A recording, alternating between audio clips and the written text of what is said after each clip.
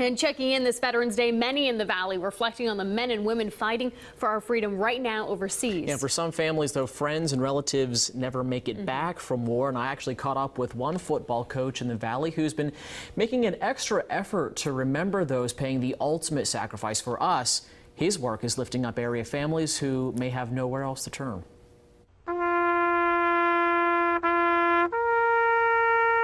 We talk about these men and women a lot, but to see it on that personal level and someone that walked the same hallways as they did, it makes it real. Parents' worst nightmare is somebody forgetting their child. And the nightmare of losing a child became all too real for Margaret Anderson. Her son Bucky was killed while serving in Afghanistan in 2010. There's not a minute that goes by that we don't think of Bucky. You know, it's the memories, or a song comes on the radio, you're pulling over, you're crying. And every year since 2009, Broadway High School football coach Brad Lutz holds ceremonies like this to make sure the memories live on.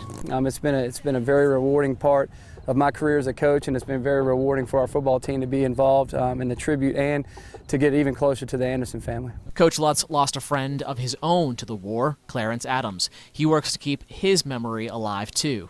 When I asked the coach about why he does these special tributes, he says it's about much more than just a good football game. It's about teaching these players and everybody in the stands what it means to give a true sacrifice. And I think we misuse that word a lot of times because the word sacrifice to a football coach isn't used the same as the word sacrifice that maybe Clarence Adams' family uses it as, or the Anderson family uses that. And it's that lesson that he's teaching on this field. So families like Margaret's have somewhere to turn for hope. I had no idea who he was until the year Bucky was killed, and then we became good friends. So it allows us to use words like sacrifice and respect and honor and teach these kids the true definition of that by honoring these great Americans and what they're doing for our country.